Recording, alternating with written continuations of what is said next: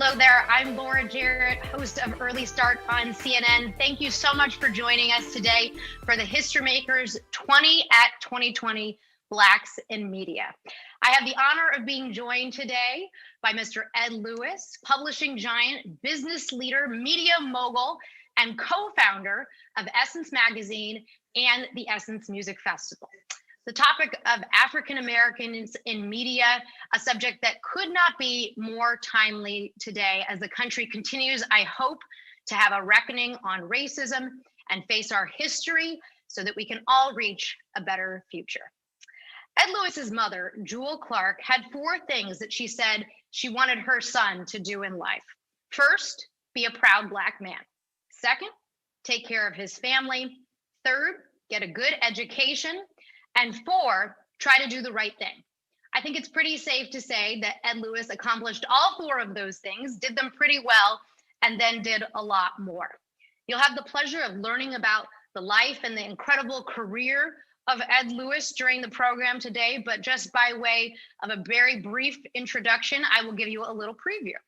Ed Lewis was born and raised in New York, and he later graduated from the University of New Mexico with a BA and an MA in political science and international relations. He returned to New York after school to work in banking, and at the wise age of 28 years old, he co-founded Essence Communications, and with it, Essence Magazine was born. The first issue was published in May of 1970, and from its earliest days, it wasn't just a fashion magazine. No, as Lewis has said so well before, Essence was, quote, a place to give hope, to provide jobs, to provide a voice for Black women in the pages of a magazine that they could call their own. In 2000, Lewis engineered a partnership with Time Inc. for a 49% stake in the company. And then later, he finally sold the company in 2005, the remaining 51%. But Lewis's time in the publishing world was not over. He stayed on with the company for a number of years. He went on to win numerous awards and accolades. He sat on several corporate boards. He published a memoir. He established several scholarships. He lectured at universities, and he maybe even visited the White House a few times. Ed Lewis, I am so honored to be here with you today. I think this is going to be a terrific conversation. Thank you. It's my pleasure to be here with you and with HistoryMakers. So let's jump right in and start at the beginning of your story. You're in New York. You've come back from school. You're rising through the ranks at First National City Bank. Take us back to that time. You were so young. What was your original vision? What did you want to do? Well, I really thought at one point that I was going to be a big-time lawyer. I actually went to Georgetown Law School, and one of the few failures that I've had, I was not able to complete law school. But that's when I went on to work at First National City Bank, and if that had not happened, we may not even be talking about Essence. But just remember, in 1968, when the idea was suggested and conceived, the country was going through great turmoil. Kennedy had been killed, Dr. King had been killed, riots were taking place at the Democratic Convention. You had the Olympics with John Carlos raising his fist and Black Power. And so there was a lot of turmoil. And there's a man that I affectionately call the godfather of Essence, who worked at a very large investment banking firm called Shearson & Hamill. And he had tried to get me to be an investment banker. And I turned that down, but he called me and said, Ed, listen, we need to start our own businesses. I'm calling a meeting together of 25 young Blacks. I'd like you to be a part of that meeting. And so November 8, 1968, I attended this meeting at the offices of Shearson. And at that meeting, the number 2 man at Shearson starts talking about Black capitalism, why it's important, why you need to be a part of it. And he starts suggesting ideas about businesses. And he suggested there must be a need for a magazine for Negro women. And the man who brought us together, his name is Russ Goings, he said that in terms of starting a business, there's Ed Lewis over there. He knows something about money. My former partner raised his hand and said, I've had an idea for a magazine for Negro women. And Russ Goings said, there's Ed Lewis over there. He knows something about money. Why don't you two get together And at the end of that meeting, my other colleagues, four of us came together. We did not know each other, but we wanted to make a difference in starting a magazine for Black women.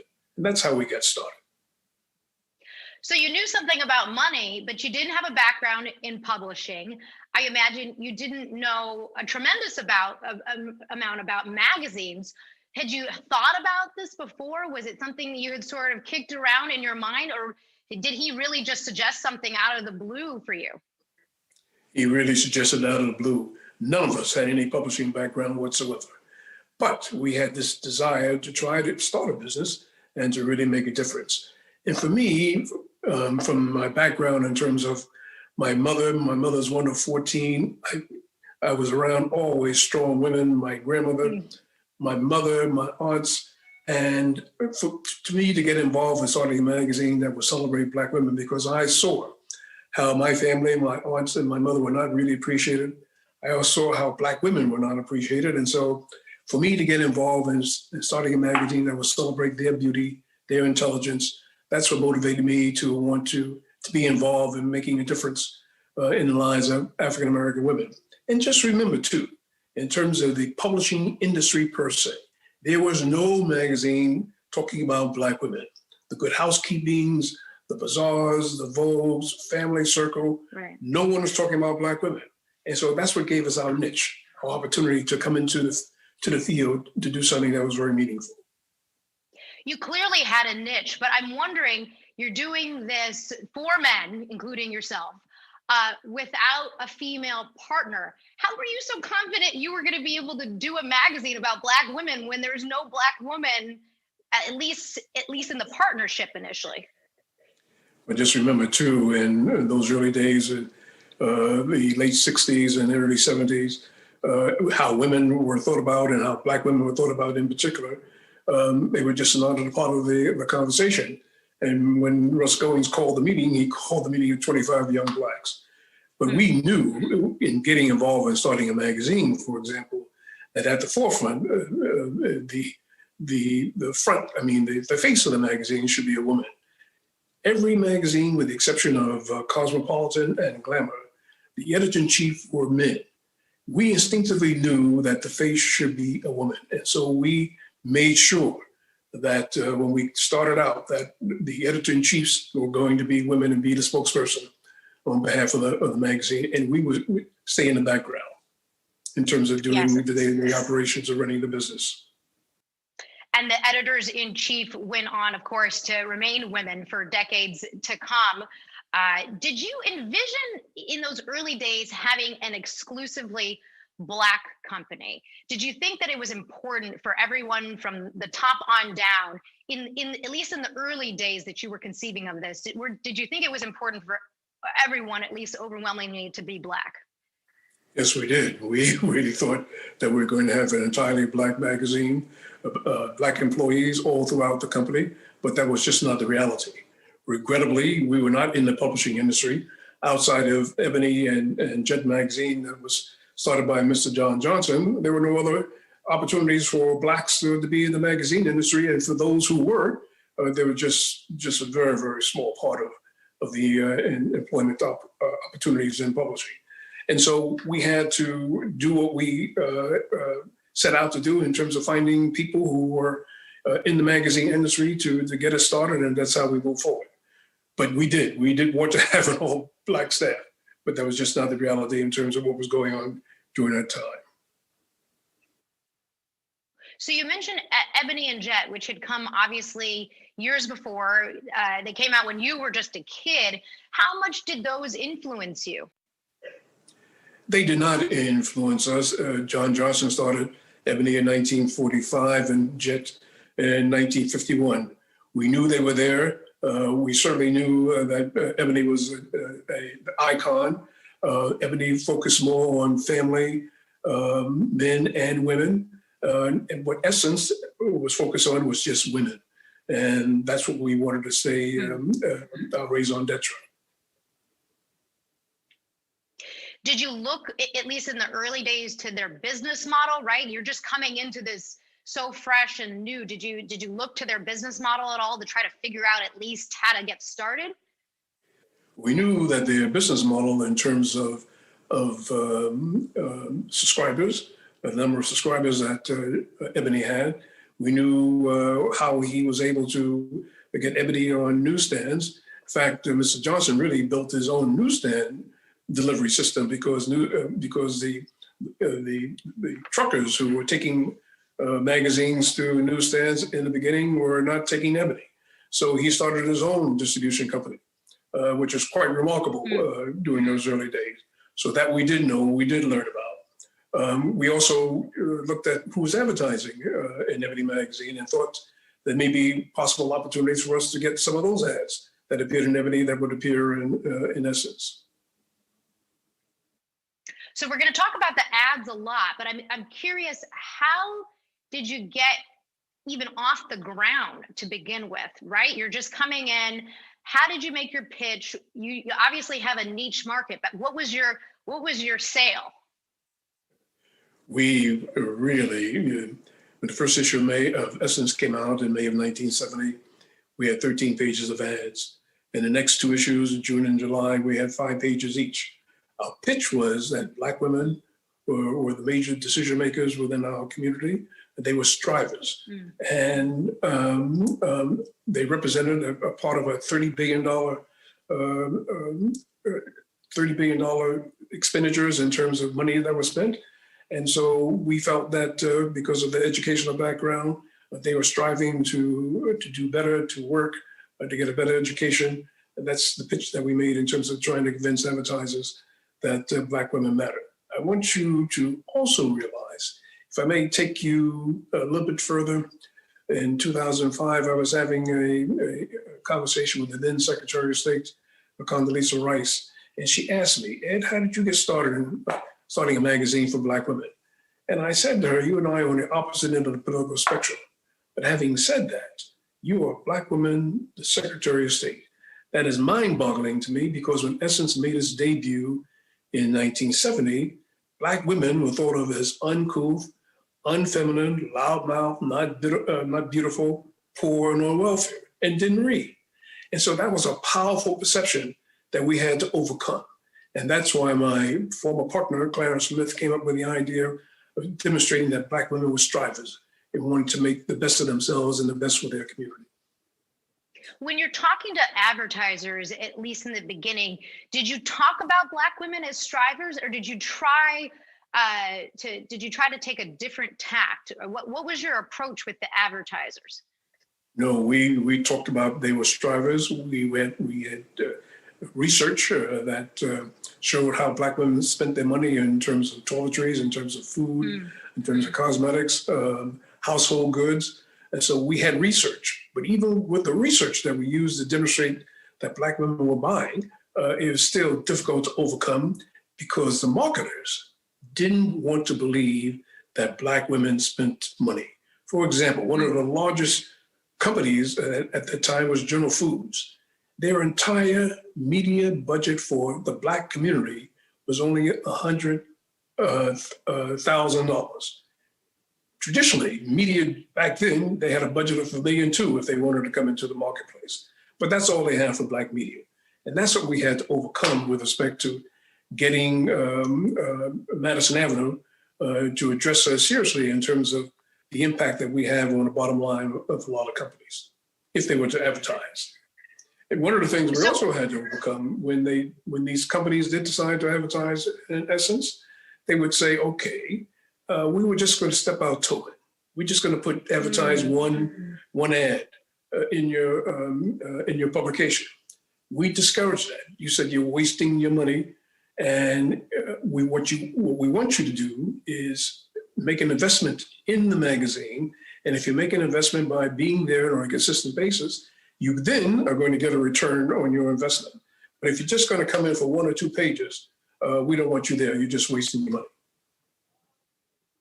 So as you're trying to get the advertisers to sign on, I imagine you're also still trying to get banks to sign on as well. I want to make sure we flesh that out a little bit, because it was interesting to me how you really just had to hustle and try to get all these different banks through your connections and in various banking industry, connections to try to get them to believe in this project and to try to get them to sign on. So walk us through who were those early investors? Well, Laura, we put a business plan together.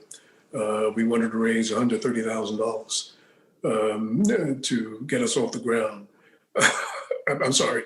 We put a business plan together, was $1,500,000. But we only raised $130,000 to get ourselves off the ground.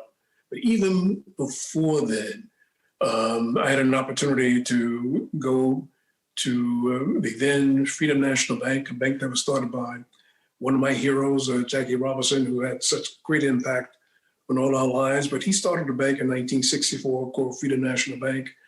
And I had an opportunity to go talk to the then president of the bank, Mr. Bill Hudgens, ask him to loan us $13,000 to keep body and soul together. He looked at me, he said, "Ed, how are you going to be able to pay that money back?" I said, "I promise you we're going to do it. And the man who sent us, you know him, introduced him to us. And so he loaned us $13,000 and that just kept us together. But we put our business plan together. We raised $130,000 from the Citibank, from Chase Manhattan Bank. In those early days, I really truly believe even that $130,000 was guilt money in terms of them exercising their desire to try to be helpful. So we were, as you can readily see, we were undercapitalized from the beginning. Having said that, however, having raised $130,000, one of the magazine industry giants who was interested in our market was Playboy magazine. And Playboy magazine, we were able to get them to put $250,000 into the magazine.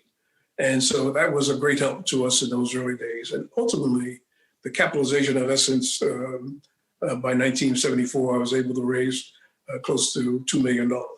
But that's how we came together in terms of the early funding to keep body and soul together. So I know that obviously the investment of Playboy comes back in a different way later on, which we might want to get to. But I'm wondering, as you're raising all this money, you're getting your feet off the ground, you're trying to push back against the advertisers who don't believe that Black women actually have the purchasing power that they do. How are you pushing back against that narrative? What kind of facts are you marshaling to get past that? Oh, we did research on our market, again, on how Black women spent their money. And we used the research to tell our story. I'll tell you a story, for example, for the first 15 years of Essence, we never got any advertising out of Procter & Gamble for 15 years. And it wasn't until Procter & Gamble made the decision to hire an African-American male to be in charge of all the worldwide advertising. His name was Ross Love. That he made a decision to make sure that Black media at least had a fair chance to tell their story. So it took us 15 years to get the first Procter & Gamble products into the magazine. And it was not because of a lack of trying. It was not because of putting research together about how Black women spent money. We just had to overcome this resistance that Blacks economically made a difference on the bottom line of so many companies. So it was a continuing push, walking the pavements, going to advertising agencies and corporations to get them to look at this market as an opportunity, not only for them, but certainly for us too.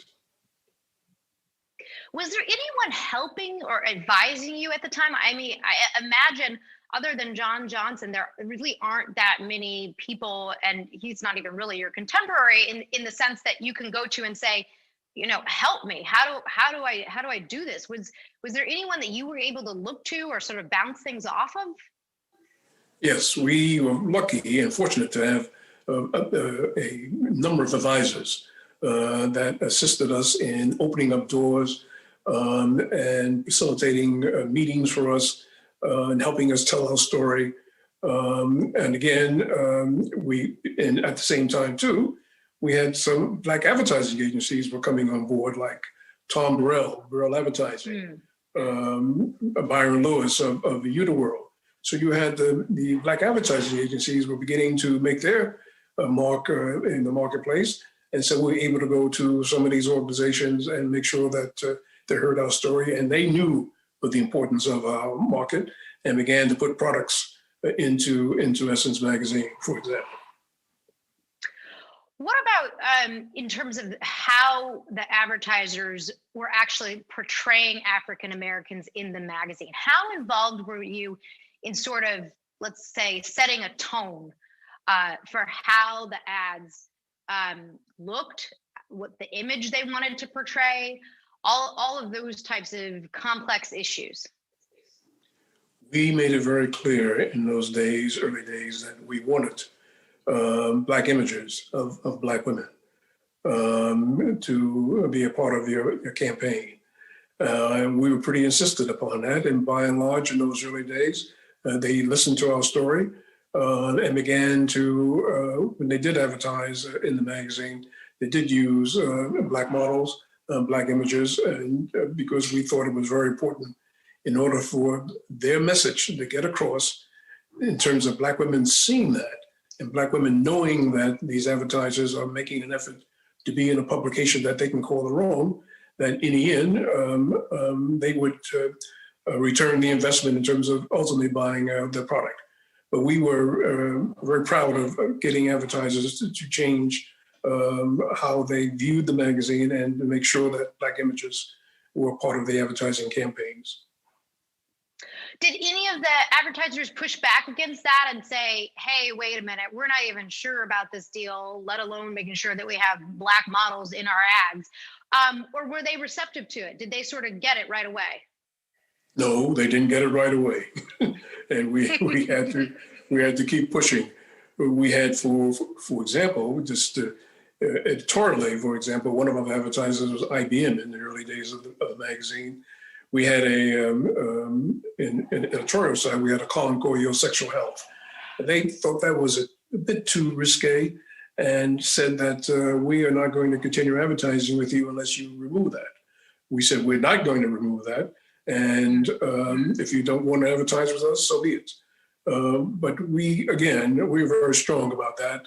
But it took time, but in the end, many of them ultimately came around because they knew that if Black women saw themselves or saw images of themselves in advertising, that Black women more than likely would be supportive of what they're trying to do in terms of buying their products. Because ultimately, you want the consumer to buy the product. Were you getting feedback in real time from your audience about that? I wonder, in this day and age, there's just sort of instant access for people to the companies that they decide to patronize. Social media, it becomes such an enormous platform for people to air their grievances about different companies. I wonder how much interaction were you having with your audience at the time about the models in the magazine, about who was on the cover? How much were you hearing from people about your decisions? We were hearing from, I must say, Black women were very responsive in terms of what they like and dislike, and let us know through the letters to the editor. We also did focus groups to try to understand what Black women wanted. And we were guided by the things that they said, but we were more guided by having a feel for, particularly from the editor-in-chief, either Marsha Gillespie or Susan Taylor, in terms of what Black women wanted to see. But we did a lot of research and we were responsive when Black women did say, we would like to see this. And we were, what I would say, great listeners and being able to respond to what Black women were saying to us. What about any tough calls that you might remember? I know there were times where you had to consider walking away from certain advertisers because of things they had done outside of your magazine. I know there were times where other companies were trying to use the Essence name, then you were fighting tooth and nail with all of your great lawyers, trying to make sure that didn't happen. Can you remember any times where you felt like, this is really a tough call in dealing with some of the bigger name advertisers? One of the biggest advertisers during the early 80s was Revlon magazine, Revlon Cosmetics. And Revlon was putting close to $400,000 into magazine. The then CEO of Revlon made some very unfortunate remarks about the hair care industry, the black hair care, and that they were really not viable, that more blacks, we're going to be owning these black hair care companies. And we thought that his remarks were insensitive, asked him to remove his remarks. He said he wouldn't, so we said we're not going to allow you to advertise it anymore. As you can well imagine, to walk away from $400,000 is a lot of money. But we felt that this is a decision that we had to make. I remember one of my board members asking me, Ed, are you in the social business or making a profit? And the other thing too is that we had been supported by black hair care companies like George Johnson and Johnson Products. And we wanted to make sure they were there in the early days, in the beginning of Essence, and we wanted to stand by them and be supportive of them. We also had, for example, Philip Morris came to us and wanted to start a cigarette called Essence. We said, there's no way that we're going to allow you to put your Essence on a cigarette and be called Essence. And we fought them tooth and nail and got them to back away. But Philip Morris was a very large advertiser in Essence. The same with General Motors. General Motors had a car, the name of Buick, and they were going to put the Essence name on the automobile called Buick. And we said, no, we're not going to allow you to do that, even though they were one of our major advertisers. So those were some of the things we had to deal with during those days of starting the business and running the business. You mentioned the board saying, are we in the social business? Are we here to make money? How much is the board throughout this process when you're dealing with the advertisers? I imagine they're very involved, but is that kind of a sort of a constant presence for you, sort of navigating with the board and the shareholders, obviously, have their interests versus sort of this moral calling that you had to keep the magazine in the place that you originally envisioned? The board, we always, even though Essence was a private company, we always had boards and operated like a public company. I look at the board members as constructive thorns to provide us with policy. But from the day-to-day operations, they left the management to running the company to myself and my partners and the team who ran Essence. And so if we had issues as difficult as it relates to, for example, Revlon, we certainly took that to the board. But in the end, they relied on us and because they felt that we knew the right moves, make the right decisions in terms of what's in the best interest of running the company. So I want to talk about that day-to-day running of the company. I got to tell you, I learned quite a bit about the magazine publish industry as I was reading and learning and preparing for this interview. And so you got two revenue streams, right? You have the advertising dollars, as we've discussed so much, coming in, but then you've also got readers and subscriptions. And when I thought about it, I thought about most people getting Essence right off of a newsstand, and that people are going through an airport, they pick up a copy. And I figured that was how most of your money is coming in from that side of sales. But it turns out the bulk of it was really the subscriptions, and that ends up being such an important base for you. Walk our audience through that. Well, in terms of the two major revenue streams, advertising represented over 60% of our revenues. And then the reader, from the standpoint of the subscriber, as well as newsstand, represented 25%. Of the revenues. Essence had a circulation of 1 million, 75% of that were subscribers, and 25% was newsstand. And from the standpoint of the impulse buy of the newsstand, as you just said, people want to see the magazine and buy it off the newsstand.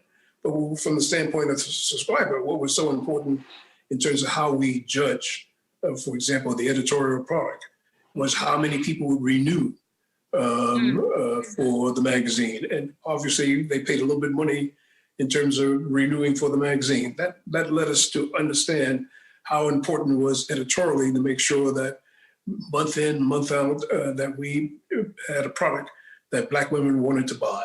And obviously, Black women made a decision that this is something that they wanted to be supportive of.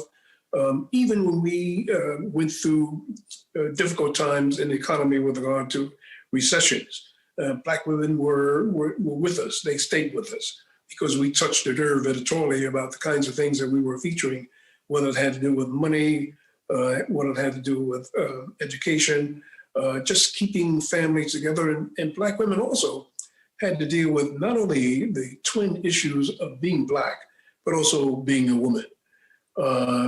And so we always had to make sure that we kept that in mind and making sure that we had a product that she would be proud of and wanted to continue to be supportive.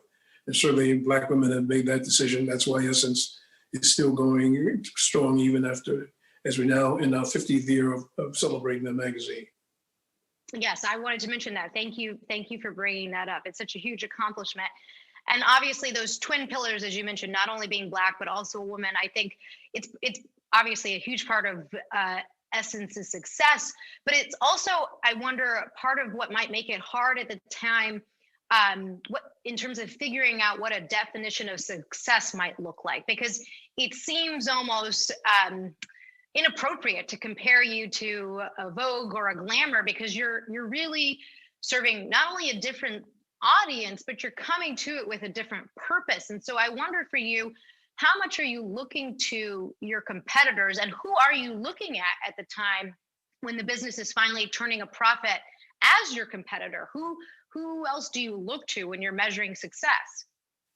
Well, we were looking at all the women's magazines with regard to how they were doing, particularly ads are appearing in those magazines. We compared ourselves, and we looked at certainly the circulation of these other magazines and comparing ourselves with regard to the 1 million that we were delivering on a monthly basis to advertisers. We also, it was very important for us to understand not only, when I say circulation of 1 million, that's the actual buyer of the magazine. But Essence also had a pass law. We had close to almost 8 million people reading the magazine on a monthly basis at beauty salons, or traveling, or going to other people's houses and picking up and seeing the magazine. This is all verified by independent third-party research organizations that looked at what Essence was doing. So our competitors was those in all the women magazines that were competing in for the advertisers during that period of time. It's interesting. I was reading about the concept of the pass along in the Harvard Business School case study, and I didn't know that there was actually a name for it. Of course, I was so familiar with the concept, having engaged in that practice so much myself, but it was interesting to see how much the company was tracing that practice. I'm wondering, Ed, as you're sort of going along, you finally start to turn a profit. When did you sort of sit back and say, okay, I can actually breathe now? Or did that never come? I don't think in those early days that never came. We always were in a survival mode. And people ask me how we're doing. I said, I'm just surviving. We broke even in 1976. I remember going to one of my investment bankers and directors of the company and said, oh, Michael, we broke even. We made just a little money. And he said, Ed, that's what you're supposed to do. But we made our real first profit in 1977 of $177,000. But even with that, after we made that profit over the next several years, from 78, 79, I was in a control fight with my former partners. So we lost money. But the foundation of a strong advertising base, the foundation of strong readership led us to get into other kinds of things, opportunities in terms of growing the brand beginning in the 1980s, and Essence was profitable. The only year Essence in the 80s was not profitable was 1984. And that was because we started a direct mail catalog. We started a television show. We were licensed the name of Essence on hosiery, eyewear, and we were fighting off lawsuits because people wanted to use our name, and particularly going after the Black women. And we would not allow that to anybody to use our name unless we were involved or wanted to be involved. But it was current opportunity and understanding to have an appreciation for what it means to keep a company together, and understanding the importance, for example, of cash. Cash, if nothing else I say out of my mouth during this interview is understanding about business, cash is king, queen, jack, and everything else.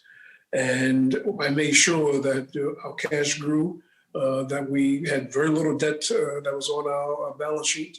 And we were able to stay true to that goal with regard to running the business on a day-to-day, a business that enabled the brand to grow and to get involved in other kinds of opportunities.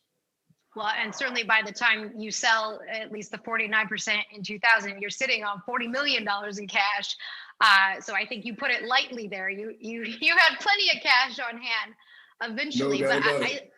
I wonder, as you're fighting all of these different battles, you've got the takeover interests over here, you've got advertisers, you've got paper, postage costs. How are you staying competitive for talent if you can't pay people at the same rate that they would make at a Vogue for a Condé Nast or a Hearst? If you can't pay people the same, how are you able to recruit and cultivate talent at Essence? We knew that many people wanted to work at Essence because of the brand in terms of what it represented. We tried our best to be as competitive as we could in terms of offering the kind of compensation in terms of employees coming to the company. But one of the things that we also did was to provide opportunities for employees to own stock within the company as a way of a part of their compensation. We also set up what I call an ESOP program, employee opportunity for stock ownership. And we set up 401ks for our employees. And that was a benefit that employees could really buy into and understand that Essence was trying to do these things in terms of putting a compensation package together that would enable them to want to be a part of this branding that we're doing in building this company. Well, and certainly the stock options that you offered originally ends up paying huge dividends to the folks that stayed on eventually when you did sell. Quite a few people came out very much ahead in that deal because of that stock. What about some of the obstacles you're facing day to day on the editorial side? We've talked quite a bit about the business side, sort of the running of the day to day. On the editorial side, I'm interested in, this is a conversation about Blacks in media. I'm wondering about some of the challenges that you can remember in the content of what the magazine is putting out. Can you remember any of the harder calls that you had to make on the editorial side? Well, for example, when Vanessa Williams was voted to be Miss America, the first Black woman, Sure. And then it was revealed that she did some risque sexual pictures, and I believe it was Penthouse. We had Vanessa on the cover of Essence, and we got a lot of pushback from people who did not want her to be on the magazine, be on the cover of the magazine, and a lot of Black women, because we put her on a magazine, stop subscribing to the magazine. So we had to overcome that because we made a decision that she should be on the cover of the magazine. And ultimately, Black women began to retrust us again and come back. When we made the decision to put Jesse Jackson on the cover of Essence when he ran for the presidency in 1984, that was very controversial. Essence is not a political magazine, but it was important for us to make a statement in terms of what he was trying to do. And we had a backlash from not having the kind of support of people wanting to buy the magazine. But we prevailed, and certainly here we are today. That's interesting. People were pushing back against Jesse Jackson. Do you think it was more the politics, or you think it was because you put a man on the cover? I think it was all the politics, not because we had a man on the cover. We had men prior to 1984. We had men on the cover of the magazine. Right. And you had a men's issue, I think, annually, Yes. if I'm not mistaken. Yes, for a number of years. The November issue was for men.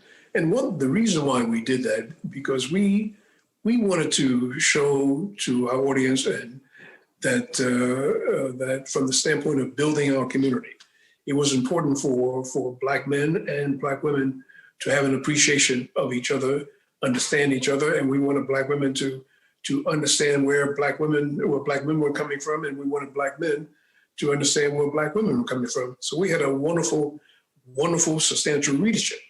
At one point, close to 30% of our readership were Black men.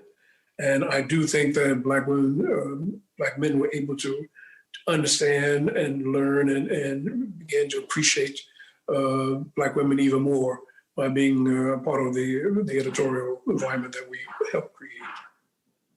How much of the magazine, in your view back then, was supposed to be representing the reality of the lived Black experience in America on the ground versus being aspirational? You know, we've talked about you trying to reach the strivers. How much of it was it supposed to be an escape from what people were going through in their day-to-day life versus a real representation of what's happening? Or was it supposed to be both?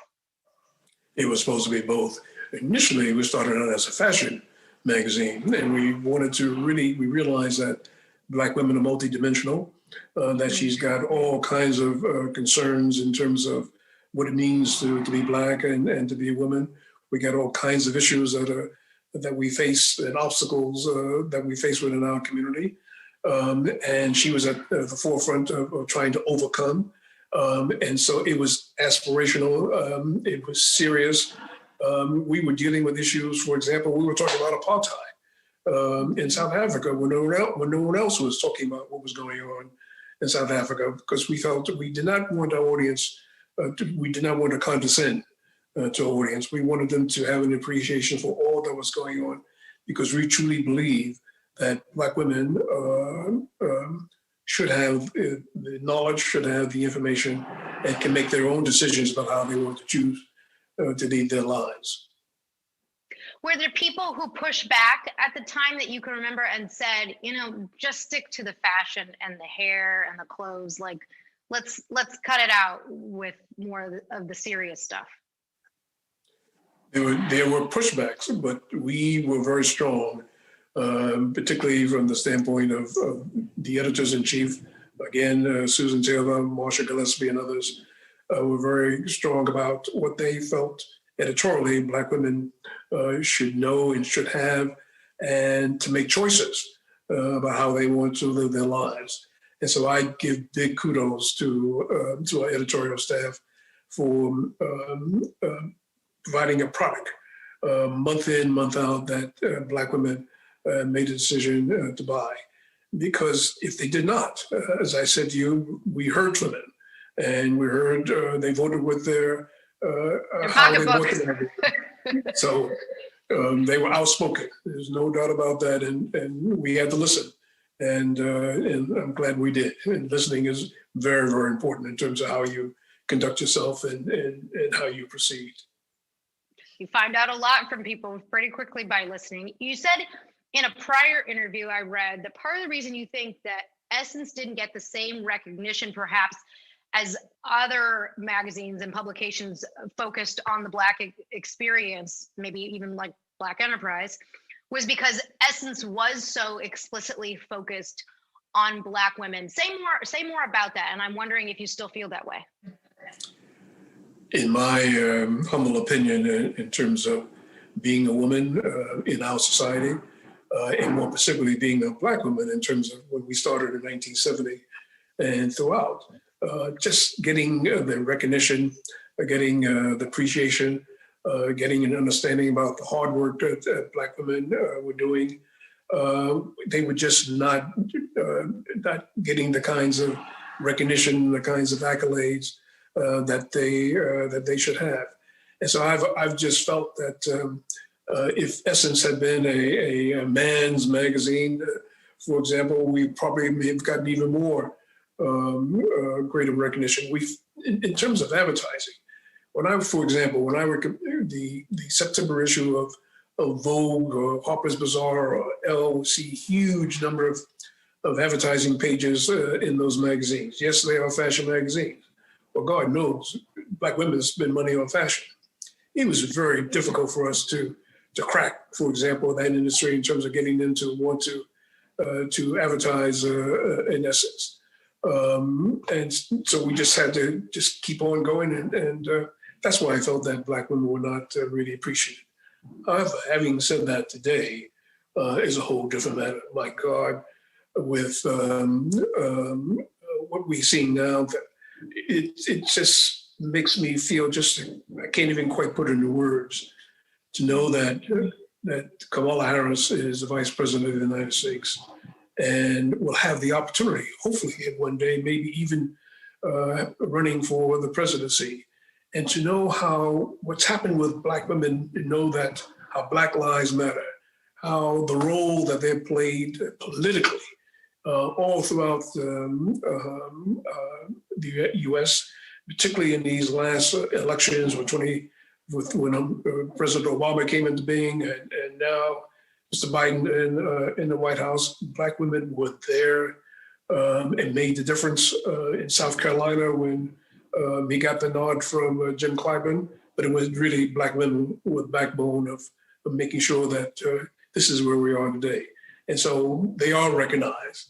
And we've seen that in terms of the selections that are being made by the Biden administration as they start putting their team together in terms of running this country. And we need to keep speaking out.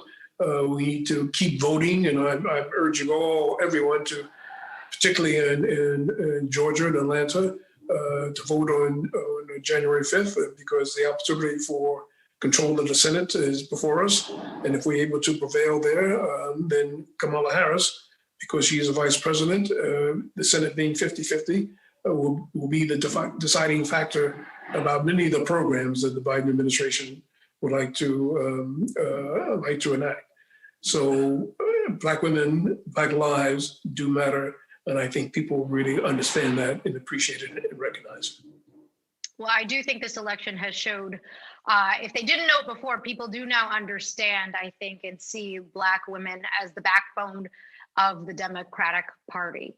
And I think it's fair to say that Essence has little something to do with at least creating a platform to explore that and to celebrate that. So as you mentioned, Black Lives Matter, I'm interested in some of the more political, social justice issues that the magazine tackled. Obviously, issues of police brutality. I could think of Rodney King. There were so many cultural moments that you had to tackle during your time there. Do any of them stand out in your mind? Well, I've always felt that even though Essence was a magazine dedicated to the aspirations and beauty of Black women, we also had to deal with what was going on with our community, dealing with issues with police brutality. In 1997, for example, a horrible thing happened to a young man by the name of Admiral Louima, when one police officer did a horrible thing by sticking a stick up his rear end. I was so horrified by someone wanting to do that to another human being that I called my colleagues together. We had a press conference. We took out ads in the New York Times and to talk about the issue of police brutality that had to stop.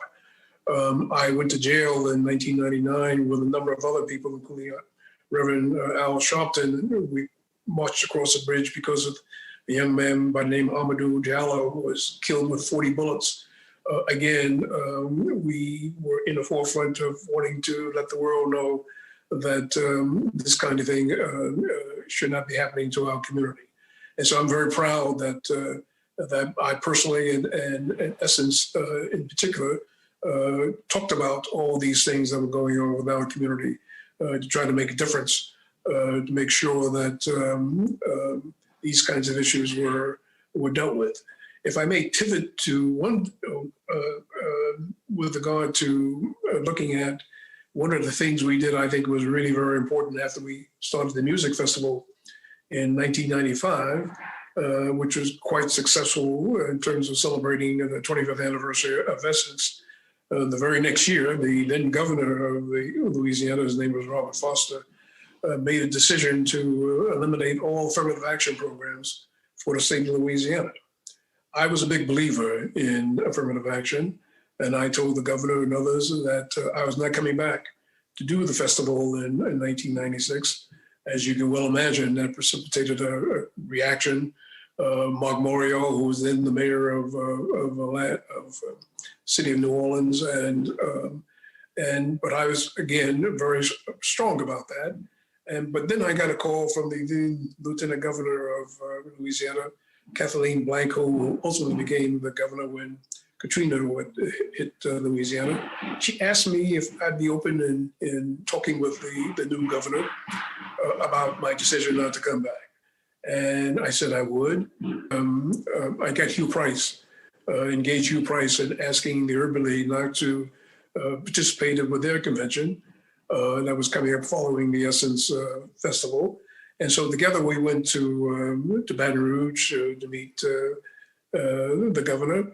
And at the meeting, I told the governor, I said, I want to tell you how I define affirmative action. And I said, one of our great entertainers was a man by the name of James Brown. And he had a lyric, which he said, open the door. And all I ask is that the door be open. If you close the door before I have an opportunity to compete, then I'm going to fight you tooth and nail. I don't need any support once the door's open. But if you prevent me from even getting a chance to be a part of the conversation, then I'm going to be against you. Got the governor to modify his position on affirmative action. Essence, we lost over $1 million because many people thought we were not coming back. But I thought the issue was very important for us to take a stand with regard to this issue that I felt should be addressed. So those are some of the things that I did and Essence did during that period of time. It's just such a terrific story that just shows the power when you speak up and the power in numbers, you coming together with people that you knew that cared about that issue. It's such a powerful anecdote. Since you brought up the music festival, tell us, especially for those at home that might not know, how did Essence Festival come along? You're running a magazine, not a music production company originally. How did that baby come about? That came about in 1994. I was having drinks with the legendary man by the name of George Wein. George Wein started Newport Jazz Festival. He's also the founder of the New Orleans Jazz Festival. And he and I were having drinks, and I was talking to him about my upcoming 25th anniversary of Essence in 1995, and I'd like to do something just a little bit different. And he said to me, Ed, have you ever thought about doing a music festival in New Orleans over the 4th of July in the Superdome? He says, Essence has a powerful name. I thought about that, and I said, there may be something to this idea, big idea with regard to doing a festival with Essence. And I asked him to come make a presentation to my key team. My key team were lukewarm about it, but I, as a CEO, made a decision to do the festival. And my God, the first year in 1995, when I was speaking at the Super Bowl and with 50,000 people, I just said, I want to thank you for the 25 years that you have, 25th anniversary that you have been supporting Essence. And we made a decision it was only going to be for 1 year. And then we decided to come back for a second year. George Wein and his company became partners with us, but decided after the controversy with regard to the affirmative action that he would not participate. So Essence got into doing the festival itself. And here we are, my God, 25 years, 26 years later, the festival has been just an absolute game changer in terms of events and what it's meant to the bottom line, not only the company, but the idea. It's the only magazine that I'm aware of, locally, internationally, nationally, can bring together the number of people from all over the country, all over the world, In one setting over a weekend, we've had over close to 530,000 people have been coming to the festival. It's just an extraordinary thing, and I feel so blessed to have been able to make that decision to do this festival, and the impact that it has had not only on New Orleans, but the state of Louisiana in terms of the kind of money, hotels, restaurants, taxi drivers. But it's come to be like a shared family reunion of people coming together in one big setting with regard to enjoying themselves, because no one comes to New Orleans over the 4th of July weekend unless there's a reason. And the reason was the magazine. And the magazine made a promise to its audience, made a promise that it would try to take care of them and give them the best, because Black women deserve the best. And certainly Black women have come dressed to the nines when they come to New Orleans over the weekend. I remember, if I may tell this story, that Congresswoman Auntie Maxine Waters was telling on the plane out of Washington, D.C., on the way down to New Orleans. The plane was taxiing down, and the co-pilot, the pilot said to the passengers, says, "We're going to have to go back to the gate because we have too many bags on the plane."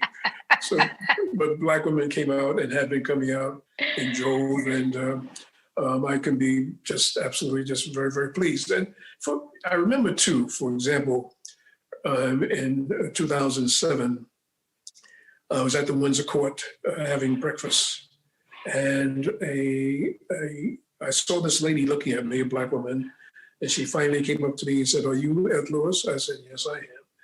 She said, "I'm 47 years old. I'm from Mobile, Alabama. And I just want to thank you for bringing Essence into the world. You have no idea what impact that you had on me." And that sent chills up and down my spine to know that Essence has made a difference in the lives of so many people. And when Kamala Harris was at the 25th anniversary of the festival, she said to me as she came off stage, if it had not been for Essence, I may not be doing what I'm doing now. And I want to thank you for all that Essence has been able to do to celebrate the beauty, the intelligence, the history of Black women. Well, the reach of Essence is undeniable. And having attended the Essence Music Festival myself, I agree with you. It is hot in July, but it is an event like no other. I think anyone who has attended can agree on that, and something that everyone I know looks forward to attending again once it's back and we are beyond COVID-19. I want to make sure in the time that we have, Ed, that we talk about the sale of this company. It was such a major deal at the time. It still is. I think it ends up being the purchase ends up being the largest amount that Time had ever paid for a single publication, which is just extraordinary. I want to get your thoughts, especially reflecting back on the decision, whether you still believe that it was the right call, whether you had hesitation about whether you were doing the right thing at the time. It was absolutely the right call in terms of making the decision to sell the Time when they approached us back in 2000. I, at that time, was thinking about wanting to buy a magazine called Vibe, because I thought it would be a wonderful complement to Essence Magazine. And so I listened to presentations about the opportunity to buy Vibe, which, by the way, had been owned and started by Time Inc. magazine. And when I learned, I was then the chairman of the Magazine Publishers Association that represented all the magazines within the industry. Out our industry gathering, I learned that Time Inc. was which had sold Vibe at one point, was now interested in rebuying Vibe. And I said to myself, if Time Inc. is interested in buying Vibe, and I'm interested in purchasing Vibe. Maybe we can work together. But what I did is that I reached out to my dear friend Dick Parsons, who was then the president of Time Warner, Time Inc., and asked him about the suggestion about Essence and Time working together. I said, you have to tell me whether I was off the ranch in my thinking. He said, no, you know the CEO of Time Inc. magazines. Why don't you go have a meeting with him? Just keep me in the loop about the discussions. And so in early January of 2000, at a breakfast meeting with the then CEO of Time Inc., a man by the name of Don Logan, and his principal strategist, a young lady by the name of Michelle E. Banks, who also became the president of the magazine, who succeeded me. And at that meeting, just before we began to sit down and have breakfast, the then CEO of Time Warner, Gerald Levin, and Steve Case of AOL walked into the meeting. And I had known Gerald Levin for a long time. And he said, Ed, I want you to meet Steve Case. We're about to make a major announcement. He says, I know why you're having the meeting, and I hope it goes well. Well, that particular day, for example, it was announced that AOL was buying Time Warner. But at the meeting and talking to Don Logan, I was telling him about my interest in wanting to buy Vibe, and maybe we could work together. He said, before we talk about the possibilities of working about buying Vibe, why don't we talk about investing in Essence? That took me by surprise. I was not ready for that. And he said, we were interested in 10%. And we started talking about 20%, 40%. And he said, we would like to propose 50%. I said, well, I'm not interested in selling Essence 50% because if I'm going to do that, I might as well sell it all to you. He said, well, we need to think about that. And I said, why don't you think about out of the box? They came back with a proposal of selling 49%. Selling 49%, and we would keep 51%. And so that's how we came together in 2000. I like to think of myself as an individual who's thinking of the headwinds that are coming before us. And being a one company magazine and having to deal with paper, postage, people, the continuing increase that all magazines were facing. And I thought that being with Time Inc., and particularly the CEO who said to me, your audience, Black women, are just as important as white women. Let's see if we can work together. So we did the deal in 2000 with the caveat that we would come together 5 years later to reevaluate the deal and to move forward. Fortunately, they came to me in 2004 and said, we would like to buy the remaining 51% of the company. But during that 4-year period, we got to know each other. We got to date each other.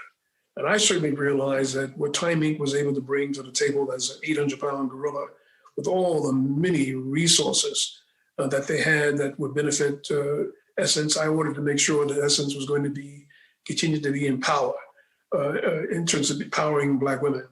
So to be connected with a company that cared about our audience, and cared about the management team and carrying on the day-to-day operations of the company, that led me to wanting to be not only a part of Time, but when they made the offer of selling 51%, in terms of the deal that we struck, was quite wonderful, and particularly wonderful too for a number of Black women who were shareholders. Yes. Who benefited mightily from being a part of owning stock at Essence, which I've always been very, very proud of.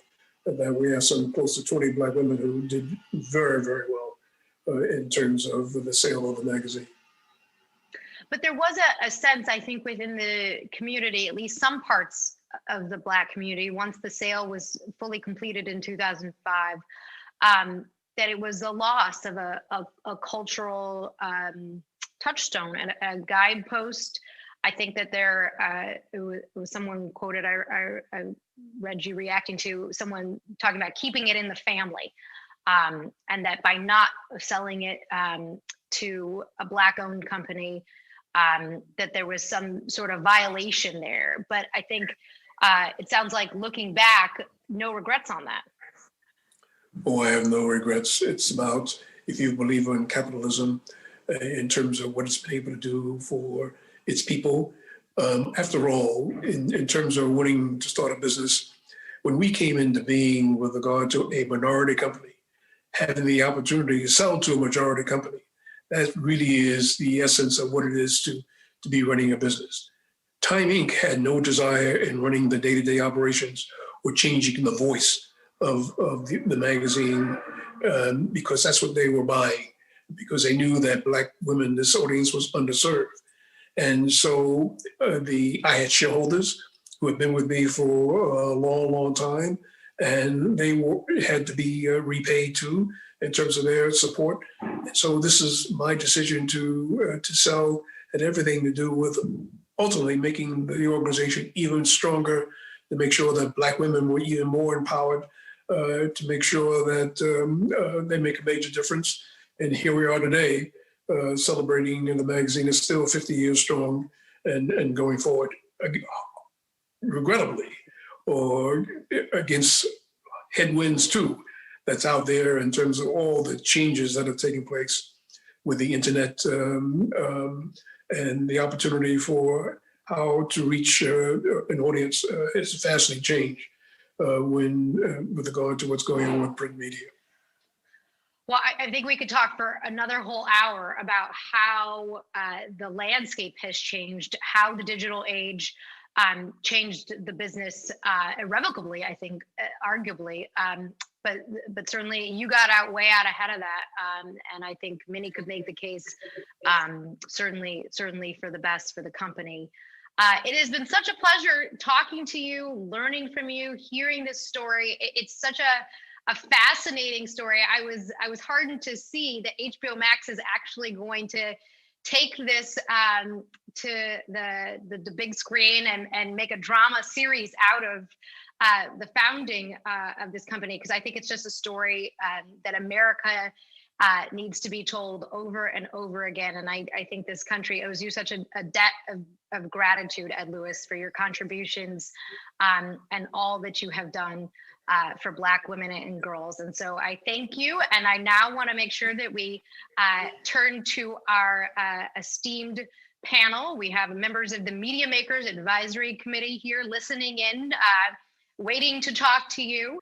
The committee includes Alila Bundles, founder of the Madam C.J. Walker Family Archives, Beatrice L. Hines, columnist at the Miami Herald, Carol H. Williams, owner, president, CEO, and chief creative officer at the Carol H. Williams Agency, Dorothy Lavelle, chair emeritus of the National Newspaper Publishers Association and editor and publisher of the Crusader Newspaper Group, E.T. Franklin, president of global strategy at Spark Foundry, Henry McGee, former president of HBO Entertainment, Leon Dash, the Swanland Chair Professor of Journalism at the University of Illinois at Urbana-Champaign, and Pamela Newkirk, professor at the Arthur L. Carter Journalism Institute at New York University. So I think that Dorothy Lavelle has a question for you, Ed. Dorothy, take it away. Hello, I'm very happy to have an opportunity to converse with your esteemed panelists today at this historic HistoryMakers program, 20 years. And the young lady has just been outstanding as the journalist to ask the question. So it's a great honor to have an opportunity to ask a question. How very proud the Black press has always been of Essence magazine and its leadership. And I heard him talk about his influences of that made him become a news magazine publisher. And I just wondered if there was any influence, hopefully it was, from the Black press that might have played a role in you taking on this momentous task to portray Black women in a favorable light and to emphasize the importance of Black women in the trade. The importance of the Black press is undeniable. Yes, I read the New York Times, I may read the Wall Street Journal and other white publications. But if I want to understand and have an appreciation for what's going on within our community, it's vitally important that I also read and be supportive of publications that are dealing with day-to-day issues within our community. And so that's what the Black press has played, from the Chicago Defender, the Amsterdam in New York, and all the many newspapers that have carried out from Ida B. Wells, carried out what was going on in our community. They are certainly just as important as essence could ever be, in making sure that our stories are being told, that our community gets the kind of information that's going to enable them to continue leading their daily lives from their perspective. It's really important for us to tell our story out of our own media that we can believe in and be supportive of, because we're not going to get that out of the other white publications who are dealing with their own audience. So I've always been a big supporter, will continue to be a big supporter, and we need to be supportive of Black press. Okay, I just wanted to make one other observation, and of course, I've been in the business for a long time. Good to hear about your featuring our Chicago newspapers. Well, I'm from the Chicago market and the Gary, Indiana market as well. John H. Johnson I knew personally, and of course, Mr. Johnson was a member of our organization with Jet Magazine. A newspaper or a magazine had to be published at least weekly. And so he was a member of NNPA, and we were very proud of that. But in addition to that, he also advertised in our newspapers. And I can truthfully say, so did Essence Magazine, especially for your festival in New Orleans. And so the relationship of our print media was intertwined often, maybe not often enough, because we never made any real money. It was good to hear about how you made money. And of course, we were very, very supportive of the Black advertising agencies and the models and all through the Black press. And so we're very pleased that you have made history in this thing, but we too were sad when you sold it to Time Magazine. Know that it was a business decision and all of that, but again, the Black newspapers, I often say, we are not a not-for-profit organization, but that's not how we intended for it to be. So the things are looking up, the importance of the disparities in our community and all is just being shown now. And I just wonder if you have any idea how we can capitalize now on the fact that they now know, it's been said all over, that we have health disparities, we have housing disparities, you name it. Certainly we have business disparities. Many of us, especially in the newspaper business, haven't ever been able to borrow money from a bank. So I'm wondering, how can we capitalize on this now? You are a wise man, and I value your opinion. Well, I think we may be at a tipping point with regard to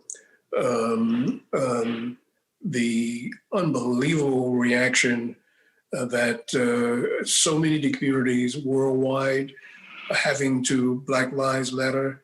Unfortunately, what happened to George Floyd has catapulted just a recognition that we need to do something very seriously about systemic racism and making sure that we grow this economy, that we deal with the issues of inequality.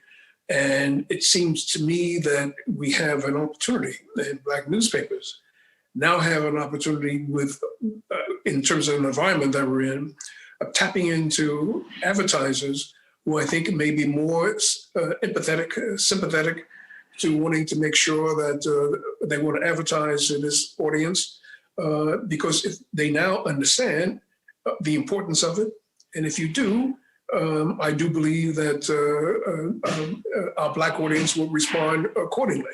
So I think there's a real opportunity here to tap into going to these agencies and making your case about why Black newspapers are really important and need to be a part of the conversation in touching our lives on a daily basis or weekly or monthly basis. Thank you. And our thanks to Dorothy Lavelle for that question. I think especially the role that the Black press plays right now is such an important and timely topic, as I mentioned off the top, and thanks to the members of the MediaMakers Advisory Committee for all of the work that they're doing to elevate this topic. So much of what is special about HistoryMakers is about the preservation of our stories and making sure that they're maintained with all of the richness and color that they deserve. And so I hope that, Ed Lewis, you are finding a way to preserve all of your amazing stories, all of your correspondence. I know it's something near and dear to the HistoryMakers' heart. So I hope that you're keeping all of that safe and sound for the HistoryMakers somewhere. I thank you again for such a terrific conversation, the openness and the honesty and all of the terrific stories. So thank you again, Ed Lewis. Oh, thank you. Thank you for having me.